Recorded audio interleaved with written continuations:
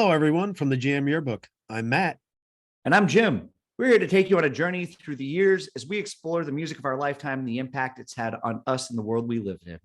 Welcome to version 1995. We're back after the cleanup episode and ready to dive into another decade of music. How are you feeling after the wrap up, Jim? I'm feeling great about the years we've covered up until now. It's been a lot of fun. I think we've got some great years still to come, though. So I'm pretty excited for that. We're always finding little surprises here and there. Oh, definitely. The 70s and 80s seem to be, I'm kind of wrapped up in nostalgia. And even though we've had to fight through a lot of music we haven't really cared for in the 2000s, we started to hit a groove and we're finding some stuff we really enjoyed. I think as we get through 95 today, it's going to be a little bit of a mixed bag, probably more on my end than yours. Yeah, I've gotten a sense from you already that this year hasn't been the same experience for us. But before we get starting about the music, there were some significant people in the world of music that we lost.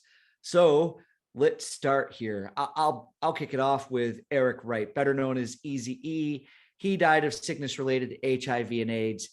He was a founding member of NWA and known as the real starting point for gangster rap.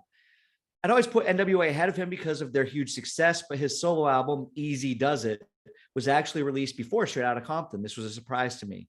It sold 2.5 million copies, and it's credited for shooting NWA to fame. It features most of the members, and Boys in the Hood had a huge impact on the growth of gangster rap. It's off this album. I thought that was an NWA song. Same here. Yeah, it's cool to find out. Unfortunately, there was a lot of infighting among them, and he spent most of his early 90s estranged from the guys from NWA. But before he died, he and Ice Cube were said to have made amends. He was only 30 years old. All right, moving on, we'll go to Robert Smith. Don't panic, What? Cure fans. No. Robert Weston Smith was a legendary DJ. That's kind of lost on today's radio. We don't have people like this anymore. He was known for his gravelly voice and huge personality. When he was young, his parents got divorced, and to keep him out of trouble, his father bought him a portable transistor radio. And through that radio, he found his future. He fell in love with R&B and became a fan of the DJs playing the songs. One of these DJs was Alan Freed, who went by the name Moondog. Oh, So wow. mixing Yeah. one of his heroes, his love of horror movies, and a hipster term, he became known as Wolfman Jack. Yeah. He stylized the character after bluesman Howlin' Wolf while working at XERF, a radio station just across the border from Del Rio, Texas. But back then, actually, and still today, AM radio, they had these border buster stations that would just transmit at these huge power levels. This got him the exposure through all, wide swaths of America. I mean, he became one of the first syndicated DJs, and he branched out into acting, usually playing a DJ, if not himself, like in American Graffiti. He had this just infectious, incredible energy, and it showed in his love of the music. Ah, yeah. Yeah. I remember him well as a kid growing up. I even think he was in some cartoons that I saw back in I wouldn't be those surprised days. if he was on an episode of Scooby-Doo. No, I think he probably was.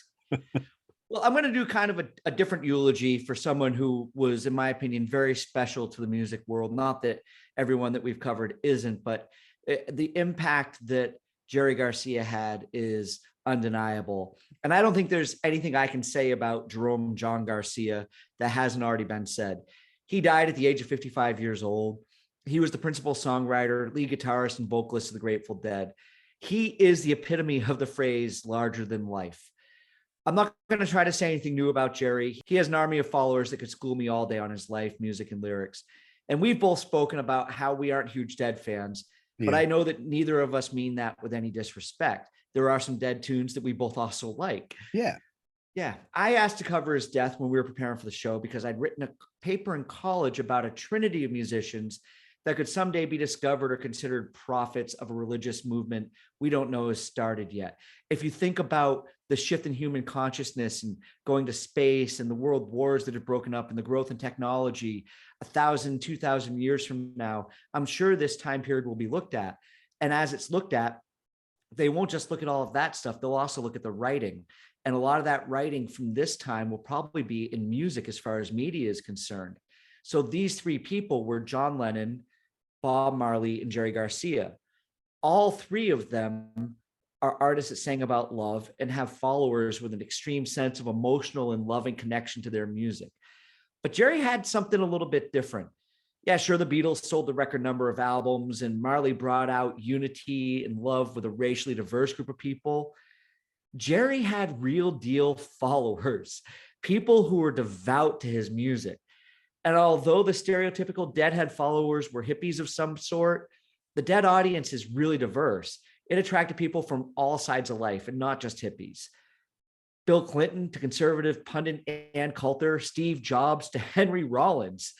There's something about that first note that draws people in, and it creates a feeling of love, freedom, and acceptance that I've never known if anybody's ever achieved. Even though I'm not a Deadhead or a huge fan, sometimes I'm actually jealous of these people. I wish I could know what that's like to hear that music and that first note and just be so fulfilled by that sound. But good for them, and good for Jerry, for bringing so much happiness into the lives of so many people. In 1995, the world said goodbye to Captain Trips, and I know fans that are still missing him today. I remember that day he died. There was Me a lot too. of upset people. There were. Yeah, and it kind of made me kind of rethink my stance on the Dead, because I had kind of trivialized them. Oh, they're whatever, they're that drug band. It really kind of reframed it for me, Yeah. because like what you said, when they hit that first note, everybody knows what's coming, and it's like, wow, people really love this. He's been missed. Okay, so we have Selena Quintanilla Perez, better known as just Selena, was murdered on March 31st, 1995. She was only 23, but her fifth album was released a few months after her death. In 94, Selena had opened 2 boutiques as she was getting into fashion design. The family hired Yolanda Saldivar to manage these boutiques, and she was the president of Selena's fan club. But she was let go after discovering she had been embezzling money from both. Selena met with Saldivar at a hotel to retrieve some financial records, and there were some things going on, and eventually Selena got shot in the back as she was trying to run away. She made it to the hotel lobby where 911 was called, but she later died in the hospital from blood loss. 2 weeks after her murder, George W. Bush, then he was the governor of Texas, declared April 16th as Selena Day in Texas. Wow. And in 97, the movie Selena was released, featuring Jennifer Lopez in the lead role, which was considered kind of a breakthrough for her. And in 2020, Netflix released Selena, the series, telling the story of her rise to fame. Yeah, she was a huge, huge figure of the Latino community, especially there in Texas. Yep, yeah, definitely. Yep. But so with all these deaths, it's starting to feel like it's version 1980. Yeah, it is. Let's get on to the music. Yeah, let's get on to. There was a couple bigger moments in music. The Beatles released "Free as a Bird" off their anthology CD. Yeah, this was actually an epic event in 1995. But to be honest, it's actually kind of disappointing when I look back on it retrospectively. From the massive double CDs, I think there were 3 double CD? Yeah, I think there was 3 anthologies. Yeah, so 6 discs that were released. Yep. Only an unheard studio cut of Hey Bullfrog was a highlight to me. And the recent Ron Howard film on touring and the Peter Jackson documentary of the Let It Be sessions were both superior by miles. Yeah, that 8 Days a Week doc was really good. I like that one a lot.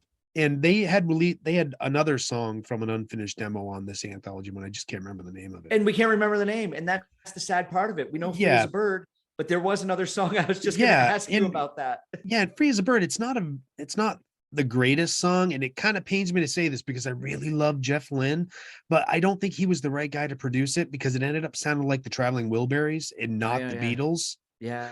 But it's kind of one of those cases where felt like I was trying to talk myself into loving it because it's the Beatles. It's awesome, right? You're supposed to love anything the Beatles do. But in reality, I think I'm just not really into historical recordings like demos and stuff like that. And I think you're right about Free as a Bird. I think we were waiting for something better to be released and come out. Yeah. Yeah, because the quality of the vocals wasn't good and they tried to cover it up a little bit. Yeah. Because the Beatles would put effects on their vocals early on, so it kind of did fit in that way, but that's about it. Yeah, that was it. So what else was going on? The band REM would be forever changed when drummer Bill Berry collapsed on stage during a concert in Switzerland. He suffered a brain aneurysm. He recovered and rejoined the band, but officially left in 1997. He said he was ready to do something else. I was a big REM fan, and it seemed like this was the beginning of the end for them. They Hmm. dominated so much of the early 90s, and they were a close knit band, but they never achieved that same kind of success after this. Maybe it was just a coincidence that their candle had started to fade, but it definitely seemed like it had an impact with him leaving the band. Yeah, it's kind of that dreaded maturing of a band. They burned bright when they were hot, you Hmm. know. And but Bill Berry did a lot of the songwriting too, so that could have something to do with it as well. But a lot of bands would love to achieve the heights REM did. I mean, having released albums since 1983, they just didn't have that energy that captivated people No, anymore. yeah, yeah. So I think we're done with like deaths and events and all that. So for as far as the music, it's been a while since we visited the 90s. Here we are right in the middle in 1995. And in going through all the lists and before really listening to a lot of the music, my first reaction was, oh, this is kind of a down year for music. Yeah, I do predict that we're going to have some disagreements on some stuff this week, but it doesn't have very many huge albums. And you're right about that. But there's probably more stuff that I'm still listening from 1995 than you would be. It's not a classic year, but it's not without some good music, in my opinion. You are very much correct. I'm going to try and stay away from that familiar refrain of this year's music just doesn't hold up. I had a similar reaction in 97, but in digging around my collection, I found stuff that I'd forgotten about and it wasn't in the list that I'm looking at. And I hadn't heard it in such a long time. So it was good to revisit it. Yeah, well, this is after grunge broke. It's happened now for a few years. And I think labels and radio stations were just throwing everything out there to see what would stick. But there is music from 1995 that I've carried with me since. Yeah. So what were those places? Were you hearing music anywhere besides WEQX? Was anyone in your circle kind of like bringing in new bands to listen through? Well, like I said about the Beatles thing, I didn't have TV at the time, so I wasn't getting anything off of that. I was playing music a lot, going out and doing gigs. And with my band Cinder Block Baby, we were practicing almost every single day once we were completed. But, Mad Season, Hum, Garbage, President of the United States of America, someone was coming over with a new CD a few times a week, and we were sitting around listening to it. And talking about EQX, they were still pretty good for introducing new music at this time. I drove a van twice a day with nothing other than the radio. That's all I had. There's no cassette deck. But 2 hours in the morning and 2 hours in the afternoon, I was listening to WEQX. At night, when my band wasn't practicing, or after when we were all hanging out at my place, we would be listening to music. I probably had 6 to 8 people at night on average just hanging out at my apartment, and we'd listen to everything that we could. Were there any other stations you were turning into? And obviously, no MTV's off the table because you weren't watching TV at all. But it was more about that. Was it just EQX and friends, or were you listening to other radio stations and sources? I know that pretty much was it. Obviously, there was no internet radio going on at that time Oh that we yeah, were no tuning way. into. So you basically, if you didn't have television and MTV to tap into, you had your friends bringing music over, or you had the radio, and that was cool for me. But there was also a little high fidelity that was going on at the time. Yeah, and you would talk to the people that worked there about it. Yeah. And then, like I said, friends would bring over CDs. We'd listen to it. To be quite honest, if something was shit, it wouldn't get put on again at my house. Yeah, That was yeah, it. And there was stuff I didn't like. And because we all hung out so many nights together, I did have to concede. Lenny wanted to listen to this CD. Tim wanted to listen to that one. So I had to say, all right, even if it wasn't my favorite type of music. yeah. But we talk about how that stuff kind of breaks you down, and eventually you wind up sitting there and you like it. Yeah, you find something to appreciate it. Yeah, but it was really kind of hanging out at the record store that helped me discover a lot of new stuff Yeah, during that I time. love that about record stores where you just go in and you're like, "Oh, what the hell is this?" But I'm gonna flip through records. I might as well listen. Yeah, yeah, Maybe I'll eh, talk to the person at the desk and find out what it is and find something new. yeah. And a couple of big bands for me in 1995, as far as albums go. One was Space Hog. It's not a band I think many people know about. Their album Resident Alien was fantastic. Hmm. Almost anyone you talk to about Blind Melon, you have to say, the B-Girl song. The other night, Yeah. I practiced that on Linda before I did the show. I was like, hey, have you ever heard of Blind Melon? Now, unfortunately, she had been to a show to see Blind Melon with me. Oh, okay. Yeah. But she did stand there and cock her head and be like, oh. And I went, oh, the B-Girl song? And she was like, oh, yeah, I know that band. But I loved the album Soup that came out. I really felt like this was his opus before his early death from overdose. Yeah, and at the time, Soup was hard for me to wrap my head around. I've grown to like it, especially this week in going back to it. I don't know if it was intentional or if it was just rushed to capitalize on the B-Girl success that you were talking about. But at the time, it was hard for me to find a song to wrap my arms around. But if you take it in as a whole album, I could. It definitely works. I never knew the song Skin was about serial killer Ed Gein. I had I just found that out this week, so it kind of did give me a new appreciation for that. But if you liked Space Hog, check out Our Kid.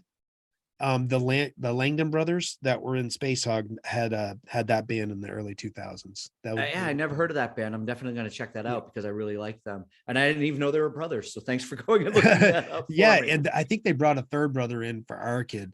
But as soon as he starts singing, you're gonna go, oh, that's the Space Hog guy. Yeah, so go listen to the song Space is the Place, because that's a really awkward song to sing on stage with your brother, just so you know. I'm just gonna say it and leave it there. Go listen to that song, Space is the Place. Well, Matt, I've gone on and on about 311. There was a time when I had to edit out an hour and a half of me ranting about how much I love this band because I was drunk doing the show with you. It was a soliloquy. Yes, it was. They came out of nowhere with this self-titled album, but Amber's probably their most popular song, and it comes 6 years later. They weren't getting airplay from it yet in 1995. It took them another year and a lot of touring to get a bigger audience. But I got to say, as much as I love the song All Mixed Up, I can't bring it to the playlist this week. Ooh, Talk about I was expecting it. Yeah, something that means something to you, and this song does. But I'm so fatigued by it. This is the song that motivated me to make the decision to get off my ass and leave Bennington. I remember driving the work van one day and hearing the lyrics, you've got to trust your instincts and let go of regrets. You got to bet on yourself because that's your best bet. And those are the words that freed me and made me realize I'd moved to this small town and this isn't where I needed to stay for the rest of my life. And there could be a bigger world out there for me. It did influence a lot of my life and my thinking, but it really wasn't an album that I listened to really until late 96 or early 1997. Yeah, I don't remember that album being big until a couple years after it had been out. Well, they go on eternal tours. They go out and play, and they're one of those bands that have a loyal following, be it much smaller than the Grateful Dead, and such. But they definitely have a lot of fans that really enjoy their music. All right. So we talked earlier about this huge variety of music that's out in 95. Record labels just throwing everything at the wall to see what's gonna stick, as you said, because grunge is gone. It burned bright and it faded pretty fast. But there is kind of one genre that is starting to rise above and plant its own flag, even for a brief moment. It's kind of that next it genre. Are you talking about Britpop? Yeah. You had bands like Radiohead and Supergrass. They were on my radar. I probably heard some Oasis, but it took me another year to really dig into them. But it was a pretty significant year for Britpop. So I arranged for a correspondent to come and do a piece on our show. Woo! First breaking correspondent. news. Yes. John DeGreither has been a friend of mine for almost 25 years. In fact, that guy had to sit and watch me play these songs around a campfire. He's from England, and he was living through the explosion of the new British rock sound as a teenager. So, Matt, without further ado, let's hand it over to John for a few moments and see what he has to say about Britpop. Over to you, John. Thanks, Jim and Matt. I'm delighted to be reporting live, well, sort of, from sunny England, as your British music correspondent, your eyes and ears on the ground. I was really pleased when Jim asked me to talk about Britpop, because I guess I lived through that era, the so-called Britpop era. So, dear listeners, what was it all about? Well, the term Britpop, I guess, was coined by the UK press to describe the music and culture of the mid to late 1990s. It grouped together quite an eclectic mix of bands who seemed to create a music seeped in nostalgia for the 1960s and 70s. Bands like Oasis and Blur, more about them later. The Verve, Supergrass, Pulp, Suede, Elastica, Catatonia, Cast, Reef, The Lightning Seeds, and Space, just to name a few.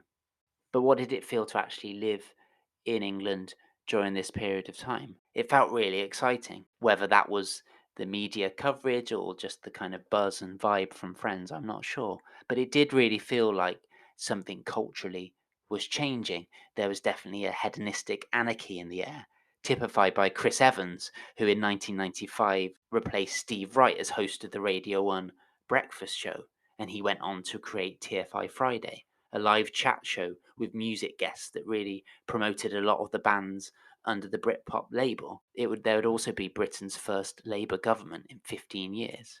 And the Euro 96 football tournament would capture the spirit of 1966, the only time England have won the World Cup. It also saw an appreciation and love from the Britpop bands towards their inspirations, with an interest in the Beatles and the Kinks, who were still an active band at this time, and a resurgence in the career of Paul Weller, labelled the Modfather. So, what was the Battle of Britpop? You might have heard this term, and what it was Oasis and Blur decided to release singles at exactly the same time, and whichever single made it to number one would be the champion of Britpop. Now, whether this was a ploy by the record companies to generate hype or not, it really worked, because I remember being really caught up in the hype of it, and it was a remarkable thing. It was on the front pages of newspapers. Cards on the table. Now, I have to admit, I was Team Oasis, and I remember clutching my cassette single of Roll With It, sat on the top of a double-decker bus praying to the gods of rock for an Oasis win. Well, dear listeners, rock history tells us that Blur's Country House won the day and went to number one. But I think both bands haven't done too bad, have they? So Jim and Matt have asked me to name my top Britpop single of 1995, and it has to be Back for Good by Take That. So I am kidding. I'm kidding. It isn't that. But I think it felt right to mention what I feel is a genuine pop classic. And it was the only music of Take That to really cut through in the US, scoring them a number 7 spot in the US charts. Gary Barlow is a great songwriter, and I think these days rightly gets the recognition for his talent.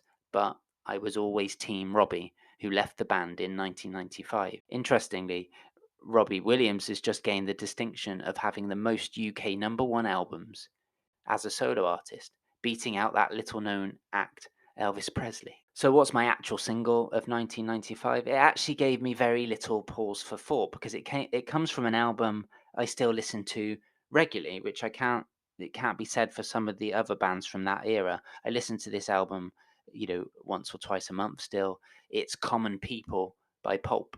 It made it to number 2 in the UK charts, and I love it because wrapped in its joyous pop sound is a scathing critique of class tourism. The delivery, the performance, the lyrics are just really superb. And sadly, the themes of some of Pulp's music are still relevant today, as we see headlines about tax cuts for the rich, cost of living crisis, and austerity. Interestingly, I think Pulp, who'd been around since the late 70s, early 80s, weren't really Britpop, in the sense that their sound wasn't like the other sounds. It's a label, in fact, that Jarvis Cocker, their frontman, has distanced himself from. But I think their album Different Class arrived just at the right moment in time, and they definitely benefited from the association with Britpop finally getting the coverage and credit their talent deserved. So, dear listener, this is Kermit the Frog, John, signing off. Thanks for that, John. That's really great. It's really cool to hear the firsthand experience, and it sounds even more intense to live through if you were here in the UK. Well, I'm here now. If you were there in the UK during that time, I would have been Team Oasis as well during that time. But it's really cool that you brought that Pulp song, and we'll be happy to add them to the playlist. So, all right, Matt, let's get back to music and what we were experiencing. So a sometime favorite topic of yours is the Smashing Pumpkins. Oh, I even on the last show, I brought a song. Yes, I know. So Yeah. they released Melancholy and the Infinite Sadness, an epic double album. Oh, yeah. Yeah. So where did you stand on that one? Well, after all of my preaching to you regarding Siamese Dream, this album was a self-indulgent, mediocre achievement, in my opinion. Double albums suck. Oh, There are man. very few great ones, and this isn't one of them. Amen. I like a few songs. 1975 is possibly one of their top 5 songs, in my opinion. I really like it, Mhm. but it's the only reason I go back and put it on disc 2. Outside of that, it's nowhere near Gish or Siamese Dream. It was Billy Corgan at his egomaniacal best. 1979 is a great song. I love that. It's such a simple drum beat, but it's kind of infectious at the same time. Mhm. And I remember going to a Vermont Expos game in one of the local radio stations. I think it was WIZN, the Wizard. You know, we bring up Yes. rock. It's Rocktober. I'm sure they're playing Black Dog. Tune in. You'll hear it 5 times a day. You know, and they were giving away music, and I walked away with this cassette, not even a fucking CD. I think I got a trivia question right. I was underwhelmed, and I was prepared to be disappointed. Because I've been reflecting on what my problem is with Smashing Pumpkins. And I know I've said it's a voice, but really, besides you, none of my friends listen to it. So I don't have that shared experience with the band. And in that way, I'm kind of in 95, when I'm finding some of my disconnect with the music is I'm not playing in a band right now at this point. And I'm finding that when I'm not playing in a band, my opinion towards to nosedive, Yeah, my yeah. my opinion tends to nosedive Mhm. about music when I'm not playing in a band, because I'm not having that outlet. Yeah, What? really for me, early on, Smashing Pumpkins wasn't even about the other people I was hanging out with. I brought, I want to say, I think it's Mayonnaise to Yes. 1993. And there was a lot of deep personal connection that I had to this music. But on this album, none of that was there. There was nothing that was deeply personal. The world is a vampire. Yeah, It's yeah. not gonna, Yeah, take me that in. that you know what, that song is still pretty good. It's got a good atmosphere, but I think it went more for this album. I think they went more for theatrics as opposed to, a deep personal emotional Yeah, message. look at Tonight. Yeah. Absolutely. Yeah, definitely theatrical. There's nothing on this album that for me has had a personal impact. So, but we're going to take a moment and we're going to disagree on an album I know for certain. And that is the Red Hot Chili Peppers' One Hot Minute. It was on constant rotation in my apartment. The entire crew that I was hanging out with, you talk about hanging out with people and listening to music together. We were all listening to this. We went to see them in concert. I was a Jane's Addiction fan, so it was cool to see Dave Navarro play live. Aeroplane is one of the best songs, in my opinion, off that album. And My Friends is one of their last great acoustic songs. Even when the Chili Peppers changed their sound, though, but then they bring in Dave Navarro, they change their sound up, and people don't like it. They've had a long career. Some people like a few of their albums. Some people have been with them through the entire journey. After 40 years of forming, they're still releasing material that draws new fans to arenas. So I understand why people lost them along the way, Yeah. but they're still creating music that inspires people to show up and watch them play. Yeah, and no doubt they're still going strong. They built a reputation, but they're like probably every band out there, right? People lose touch with them because it's not in the right time of their life, and Mhm. they have their favorites, and nothing measures up to those favorites. Warped's a really good song. I love that song when it first came out, and it kicked off the album in the right way. It was like, hey, this is us now, and they kind of kicked in the door there. It was great that they changed their sound, but they lost what made them unique. So I'm kind of on the fence there because they are that funky, boy, it's not funk, it's not psychedelic. It's just kind of like upbeat. Man, I don't even know what to call it. to be honest with you, but I never need to hear Aeroplane again. Well, wait a minute. I just How- heard that so much. But that's funk. That bass line to that song is funk. Yes, It's a yes, it great is. bass line. But the rest of that song just is they could do better. You know, if they were to release a version of this with Frusciante playing on Mhm. it, he would do more than just tinker with an envelope filter. This kind of song's really not in Navarro's.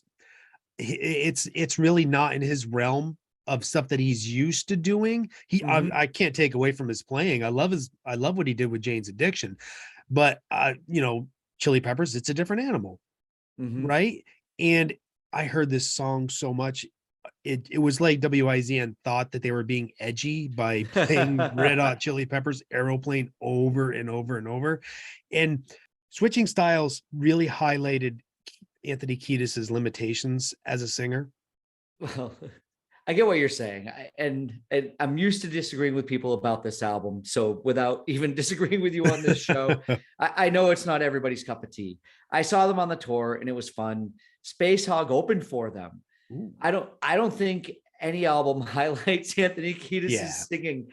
His style is his own sound, and his singing's really not great on any album ever. Oh yeah. Yeah. Yeah. Yeah. And you know, he's maybe more of a hype man and a singer, you know, while being funky. I think it kind of fits the funk part more of what they do. Mhm. And I'm a bit jealous of you seeing Space Hog. Yeah, they were good. They were good. Well, another album, and I'm not sure where we stand on this, was Alanis Morissette's Jagged Little Pill. This album did feature Flea, Dave Navarro, Taylor Hawkins. They all played on the album. It was really an amazing debut and was the voice of a lot of women in the middle 90s. One of those debut albums that was so huge, you could never repeat it.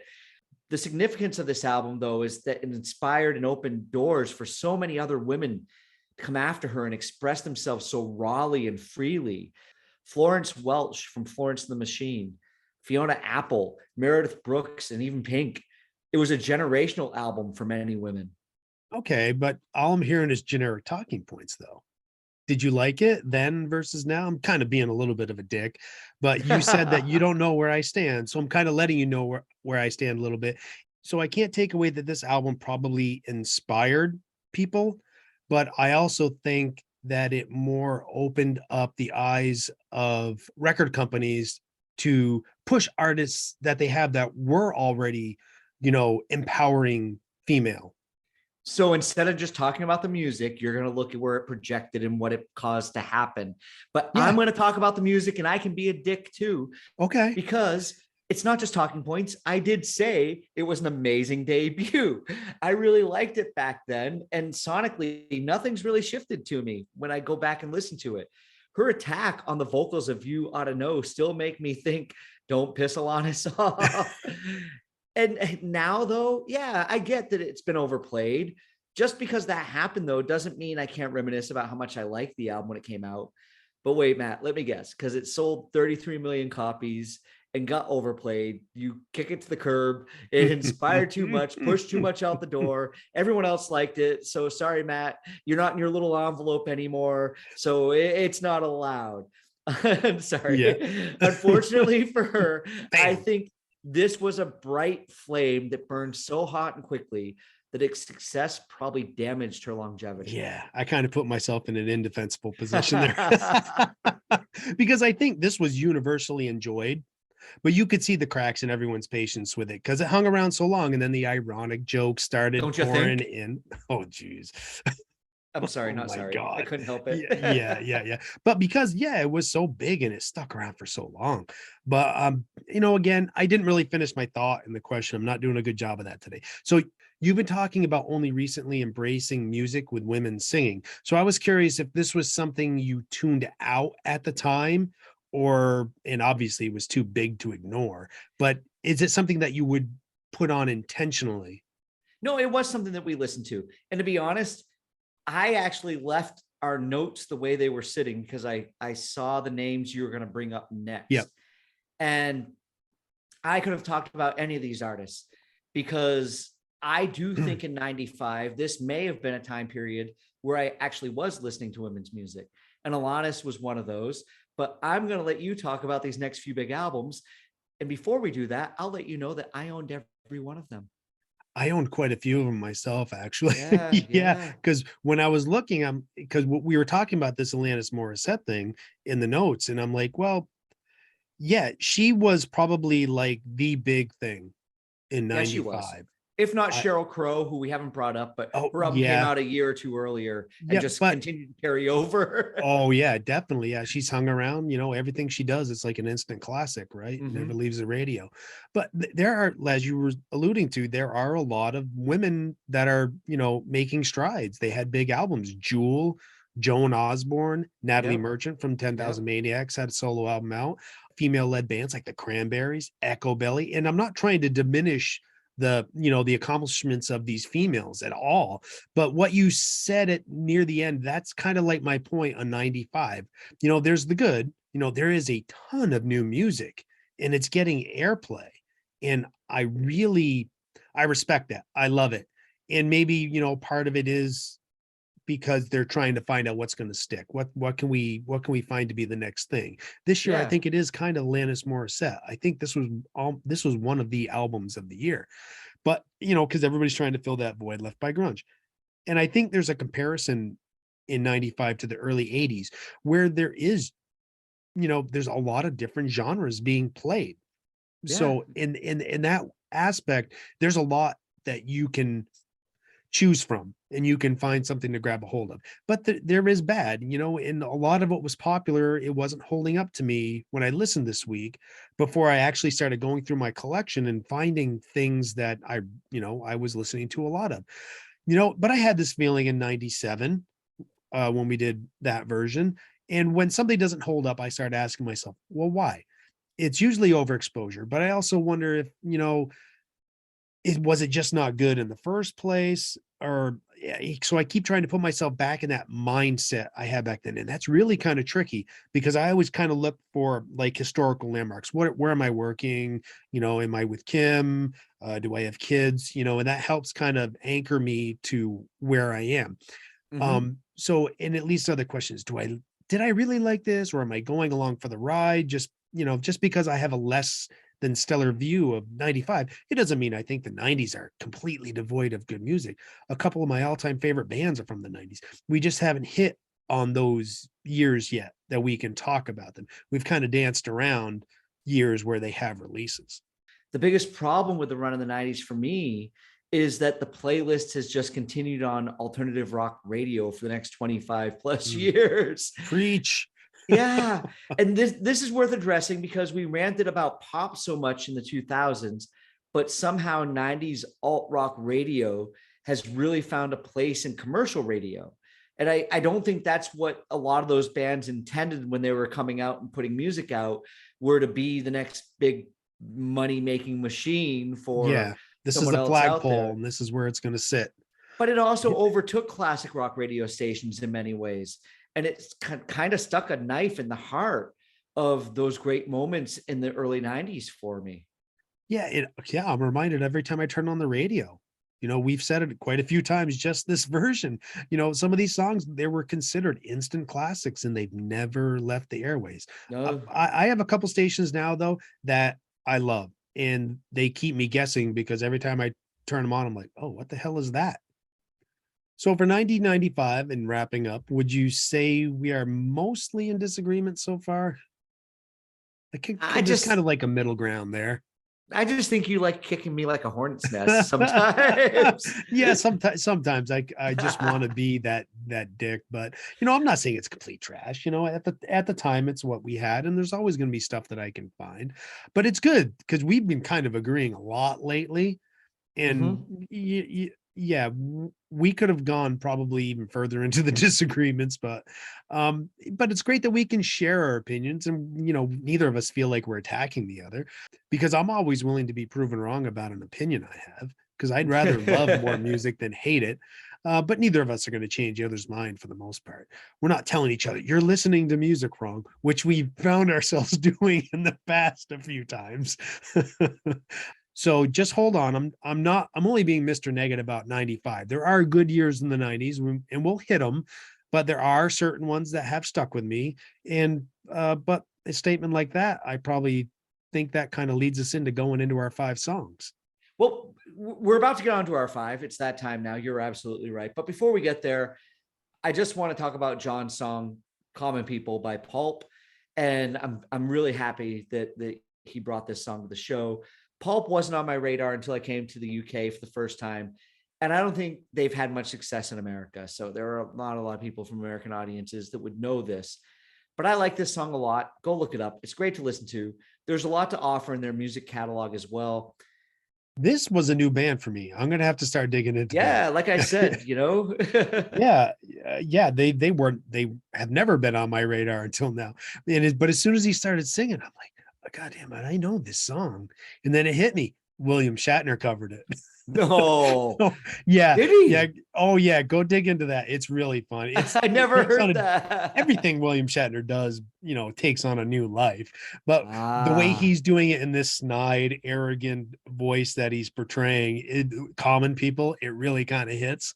It's a really good song. I love it. So I'm going to start my 5 because I picked 1995, so I get to go first with Space Hog Candyman. Ooh. I mentioned seeing them open for the Chili Peppers, and I think seeing them live is what really drew me to them. Every once in a while, I subconsciously lifted a bass line or two when I was writing music and structure. And Cinderblock Baby had a song called Mr. Mole that I realized years later I'd done this with this song. In 1990, yeah. In 1995, I thought Space Hog was going to be the new Bowie. I was listening to Ziggy Stardust a lot at that time, and I really loved that swanky English rock sound. I see vast differences today, but sometimes you become such a fan, you look really hard to see those similarities. Yeah, you do. Yeah. I'm so happy you got Space Hog on here. I almost included him, but when I saw you did, I'm like, oh, okay, I'll back off. But yeah, they like you said, they were a band. I expect them to get big. They just had that sound and that feel, but then it just, I don't know, just widely never caught on. Do you think it's because they opened for the Red Hot Chili Peppers on the One Hot Minute tour? Probably, maybe they covered Aeroplane. Yeah. It did a All better right. job of it. Yeah. What's your number 1 then? As we move on. My number 1 is going to be Ruby Soho by Rancid. So this is great punk gives me energy when I need it. And that's what I turn to it for. And punk may fly in the face of what I talk about over and over, rich voices and harmonies, but I also love authenticity. And that's what I get from punk. They're not covering up mistakes. And, sometimes the singing, yeah, there's, shows his limitations, but I respect that. And I expect it from punk and I want it. And punk's not supposed to be perfect. And punk for me, this probably isn't the best representation of it, but maybe more 70s hardcore punk. Sometimes I can get scatterbrained, not sometimes, a lot of times. And, you start trying to move in different directions all at once. But if I can put punk on, or maybe even Metallica or something that is so in your face that it gets everything, all the voices moving in the same direction. But I don't think punk has to be tied to one era. It's not like No, rock and roll is tied right. to one era. And I think these guys were authentic punk. I remember when Lollapalooza came to Bennington in 1996, people were talking about Tim Armstrong from the band, not from Cinderblock Baby, who also had some Tim Armstrong. And not But, BJ Armstrong from Green Day. But he was walking down the main street of Bennington in big red spike punk hair. Oh, really? Yeah, sticking up, and just seeing him there. I'm glad you brought it to the playlist because it's a great song. And it's one of those bands that when I was looking through the year and I looked at, I was like, yeah, I can remember singing along to this when I was driving my work van at the time. So yeah. And if you like the reggae at the beginning of the song, Jimmy Cliff covers this song. Oh, does a good job with it. Good. Okay. So that's my number 1. What is your number 2, Jim? My number 2 is going to be Blind Melon. We spoke about them earlier. And the song is called St. Andrew's Fall. I completely agree with what you said earlier, that Soup was a better album experience than listening to single tracks. Shannon Hoon was suffering as an addict. It's not an easy listen. I used to tell people when we would listen to it back in my apartment that it was kind of like The Wizard of Oz. When you're listening to it, a tornado comes through the middle of the song after a sweet opening intro and groove, and then it emerges into a different world. I hope that even if I'm putting it on the playlist, people will go back and listen to the album because of what we said. But Oh, they really should, because yeah, you summed that whole album up perfectly. And really, this was probably the closest song that I was able to really, wrap my arms around. But Mhm. everything on this album, it zigs when I'm expecting it to zag. Yeah, that breakdown, in the middle of the song, it's Oh, just it's incredible. And you awesome. just hear Dorothy's house lift off. Yeah, And yeah, exactly. I wonder if you can put this on instead of Dark Side of the Moon to Wizard of Oz, and maybe it'll follow. it'd be a nice try. Yeah. I'll give an honorable mention to Mouthful of Cavities, Yes. which is another amazing song off this album. Yep. Yeah, but I Yep. really loved it. So Yeah, but that's it. everything on this album, especially the song, it just you can't predict what's going to happen. No. All the chord changes and progressions, you're expecting it to go one way and it just does not. Yeah, yeah. So that's why you kind of need to have to take in the whole album.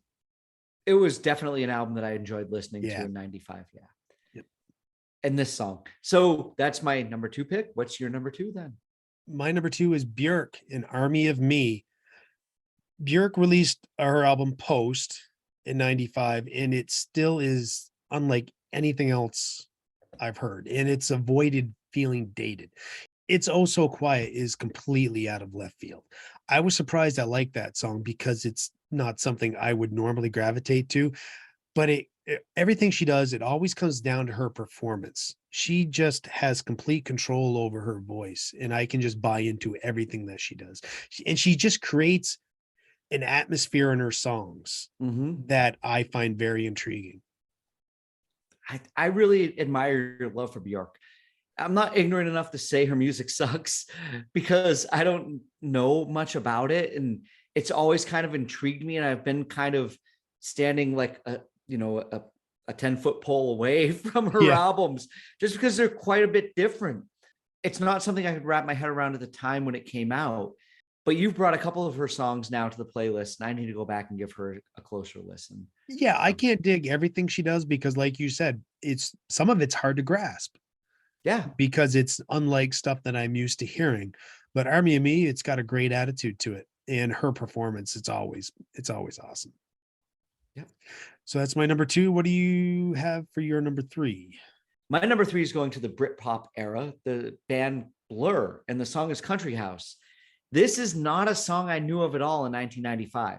It's one of those songs I was hearing on the radio when I was working over here over the past few years in the UK. And eventually I turned to people who I was working with and I was like, what's this song I'm hearing? I like it. You're hearing it over and over again, but it's kind of new to you. I didn't dislike Blur. We all knew Song 2, and there are other songs off some of their albums that were all right. But I had a big admiration for their music. There was something I did appreciate about what they were doing that was original. In the war of Britpop, I probably would have been an Oasis guy, but this song is so much fun. And I love the bass line to it and the way that it kind of comes down. Sometimes I listen to songs and I think, would this be fun to play on bass? Yeah. And this is one of those tunes. And the vocal's really cool, how it sits rhythmically in the song. It just sits on top of everything a little bit. Yeah, and it's weird how there was this big Blur versus Oasis thing for some reason, and I would go back and forth. Oasis is more maybe like the Rolling Stones kind of band, and maybe Blur is more like the poppier side. And I would go back and forth, but I think I always came back to Blur because there was just a creativity, and you said it on here. Sometimes their bass lines, they have really these interesting bass lines going on and layers that weren't just noise that you could hear and pick out and find new things to grab onto. And that's interesting that you say that and see it that way, because I think Oasis were trying to emulate the Beatles. Yeah, maybe. Yeah, but maybe they that's were a better. But no, I think that you're right in that Blur were more experimental with their sound and everything that was going on. Whereas Oasis were always trying to hit that classic Beatles Yeah. sound and not the experimental side of the Beatles. And Blur were always over there on that side. Yeah, they So had I would give out honorable mentions to Charmless Man and the Universal off that album. Those are oh, really cool songs. good shouts. Good shouts. All right, that's my number 3. What's yours? My number 3 shall be Super Suckers, Born with a Tail. I'm laughing because I listened to this. In a good way or a bad way? I liked it. I liked it. It's cool. I never heard of these guys. If I dig deeper, are they a cross between rockabilly and punk? That's kind of what my initial reaction was to them. Yeah, it's like alt country, a little bit of rockabilly, but they come out with this huge energy. And it was recommended to me when I was at Pure Pop digging through records. I was looking for Reverend Horton Heat, and they're like, "Oh, you might like this." It's not like Reverend Horton Heat, but I was really digging rockabilly and this kind of high energy in the 90s. And this was one of the ones where I went back through my collection. I'm like, "Oh yeah, I love this fucking song." Because of the energy. Yeah, It's got a it's good performance and it just feels authentic to me. That's all. I like it. All right, number 4 for me. Yes. Number 4 for me is going to be Skee-Lo, and the song is "I Wish." This really stands out from NWA era. Yeah, I mean, it is not MC Hammer's "You Can't Touch This," and that's No. not what it's meant to be. I listened to this back in the day for 5 minutes, I think, like everybody else did, and then dismissed it. And hey, it's a funny song about a short guy. I don't think that was Skee-Lo's intent, though. I think it was just about being noticed. I went back to this song after I read an interview with Eminem, and he listed Skee-Lo as an influence. I was just Oh, like, really? yeah, like what? Yeah, that's out of left field. Yeah. So I went back and I gave it another listen, and I can hear that now. There's a cadence there, and the Yeah. structure of the flow, and it sounds a lot like early Eminem. It's producing rhymes mid-lyric instead of verse by verse. The song bounces along well too, and I like it because it's fun to sing along to. Yeah, it's not my name is Jim and I'm here to say. I can't talk because I'm drunk today. There you go. I knew you could bring it around for us. Yeah, There this you song go. had a good groove to it. I really enjoyed this song. I don't remember this from back in the day at all. As my mumbly marble mouth Are you tries serious? to speak through my You don't my remember beer. this song? No, I don't. I do not whatsoever. This was not on my radar at all. Mm. I liked it though. I did hear a little bit of Will Smith in there too. Well, I think that's the groove. I think it definitely Yes. has a very pop groove to it. Yep. But when That's you what it listen was. to The saxophones. yeah, when you listen to the way that he actually rhymes, so that words rhyme with words within the verses instead of going lyric to lyric. And he kind of mixes up his cadence occasionally as well. Yep. It Yep. keeps it honest. It keeps the listener honest from not just tuning it out. Yeah, it makes you want to listen to it. Yeah, you're cued in. Yep. I really like that one. Yep. All right, number 4 for you. My number 4 is going to be the Presidents of the United States of America with Lump. Yeah. This album is still a fun listen. I didn't think it was going to hold up, but it did. I went back to it and it just, music is a time machine.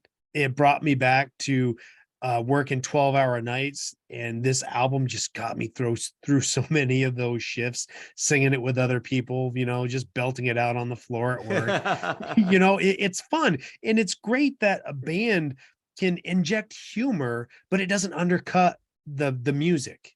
It's still really catchy, cool music to listen to. I really still love this album. I would give honorable mention to Peaches from this Oh, album yeah. for me. But this is a I'll great allow it. song. Yeah, it's a great choice.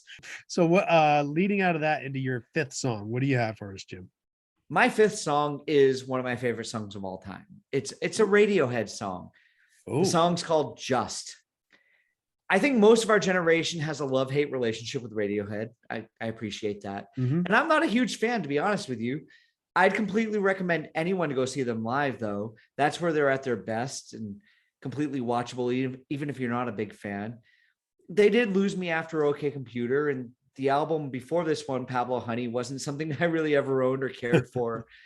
I think a lot of people thought Creep would make them a one-hit wonder and then they'd fade out.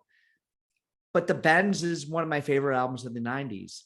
Fake Plastic Trees, High and Dry, My Iron Lung. Oh, great songs. Yeah, I still think these are great songs today, but Just could be a top contender for my top 10 of all time favorite songs. I love the dynamics of the clean and dirty guitar and bass and keys all taking turns following lines together in different moments. And just when you think you're on an outro and it's going to end, it comes back and it like just like punches you in the face with this nasty, almost musically wrong, out of tune guitar solo. It's annoying, but I think it's almost like they did the guitar solo in a different key. Yeah, that is what it sounds like. Yeah. But I think that's part of the mood of the song. I don't know why, but this is a song that I've always connected to and I always will. I'll always love it. Yeah, we'll agree on Radiohead where there's just more valleys than peaks, but this is a really good song. I couldn't agree more with everything you said right there. That was a perfect summing up of that song. So let's hear your number 5, Matt. My number 5 is Los Straitjackets with Itchy Chicken. Yeah. Here we go. So Los Straitjackets, they released their debut album in 95. The utterly fantastic and totally unbelievable sound of Los Straitjackets. I only picked this up because I was going to see Reverend Horton Heat and they were opening up. And unlike Shadowy Men on a Shadowy Planet, this is a surf band. So no going in. This is an instrumental one and complete. They wear luchador masks. So they're really entertaining. And it was a fresh sound that I was really seeking. And it's not like anything I had ever heard. You know, there's nothing going to be groundbreaking about surf music, but it is, there's something I find very comforting in those echoey guitars and the longing guitar solos that they can produce. And they're really fun to go see live. Yeah, this was a lot of fun. I put the song on while I was cleaning and I just wound up letting the album play all the way through. There's a surf with a little country picking going on here on this song. And I like that. But all of the instrumental tunes were great. I love the pause in this song though, on the central chorus guitar lick that eventually made me envision a chicken. Like, no. Yeah, it just makes you do that. Oh, you get it. And I do. It was fun. Yeah. And on another one of their albums, they do a version of My Heart Will Go On. Oh, I'm gonna go check that out. Maybe you bring that to that year. Maybe or a cleanup, honorable mention somewhere. Well, there we go. 1995 was not as bad as you thought, was it? No, it's not. It's all in the bucket now. All right. So here we are in 1995, and you get to choose the year we're going to go to next. Have you thought about this? We haven't even talked about it yet, have we? We have not. No. Holy shit. This is the big responsibility because I don't even have my list of years in front of me to choose from. You just have to pick something off the top of your head we haven't done yet. No, we haven't even discussed this, but I am going to go with, I'm not done with the 70s. I'm going to take us to 1979. Oh, okay. I kind of want to see where 1980 gets its boost from. Well, then we'll have 1979, 1980, 1981. It'll be our first 3-year spread. Yes. And I'm not done to let go of that era of music. I really love that part of it. Yeah, no, that's good. That's good. It's nice to go back there now, especially since we're starting a decade over again, as far as the 10 years we cover. And I'm not going to be the one accused of bringing us back to the 2000s. I'll leave that to you. Because people are going to start thinking I have an axe to grind. No pressure, people. I guess where we're going next. All right. Well, I think that it is your turn to wrap it up from this episode yeah. So next time we will see you here on the Jam Yearbook for version 1979. We want to thank you for tuning in and listening to version 1995. Hopefully everybody has pleasant memories of 95, unlike me. I tease. So I want to thank John. I haven't mentioned it before in the episode, but yeah, thank you, John, for contributing. This has been version 1995 of the Jam Yearbook, and we will be back here next week for version 1979. Yeah, we will. I'm sure it's the 70s going into the 80s. It will be a fantastic year of music. Good stuff. Thanks, Matt. It's been great. Thanks, Jim. We will see you next time. Peace, love, and podcast.